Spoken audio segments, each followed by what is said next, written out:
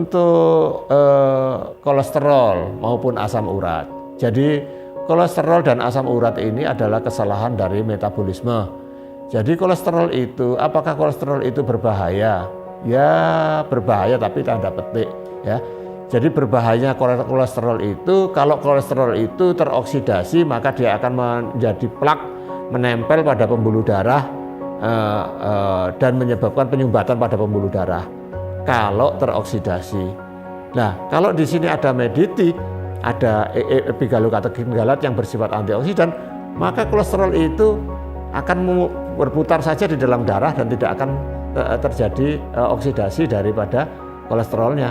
Kalau tidak akan terjadi, maka kalau kolesterol itu digunakan sebagai energi untuk beraktivitas misalnya, maka akan digunakan sebagai energi untuk yang berasal dari kolesterol itu, sehingga nanti kolesterolnya semakin lama semakin menurun karena digunakan sebagai energi.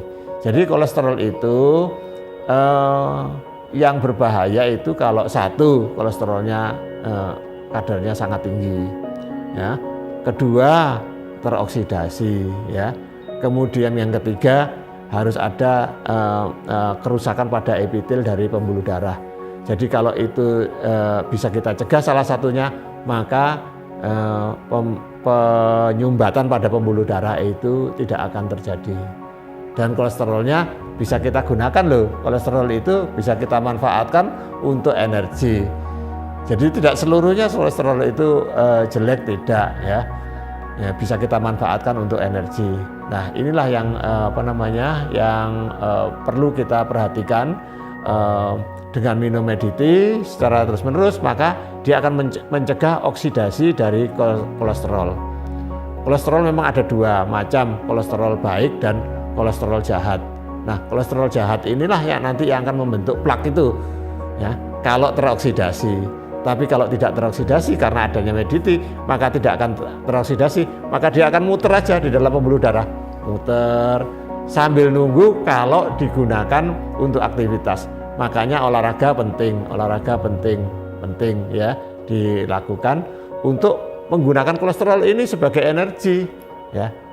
Ya, jadi kalau orang yang tidak berolahraga, maka akan kolesterol ini berputar aja, nunggu oksidasi. Begitu terjadi oksidasi, terjadilah penumpukan atau pembentukan plak yang ada di dalam pembuluh darah.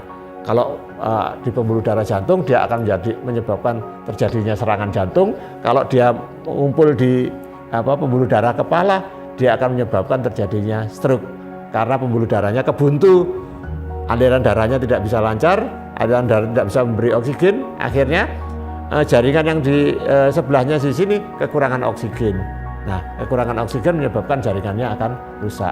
Nah, kerusakan itu kita sebut bahwa orang itu mengalami stroke.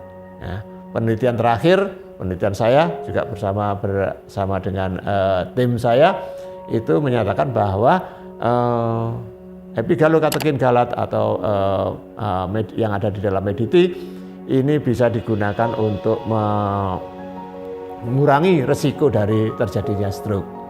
Nah, dan ini menjadi suatu disertasi tersendiri. Insya Allah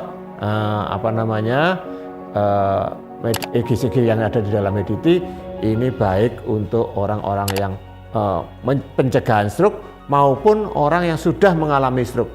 Karena orang yang sudah mengalami stroke itu akan terjadi kerusakan, dan kerusakan ini kalau sel-sel itu belum mati, artinya rusak tapi belum mati, itu bisa kita selamatkan.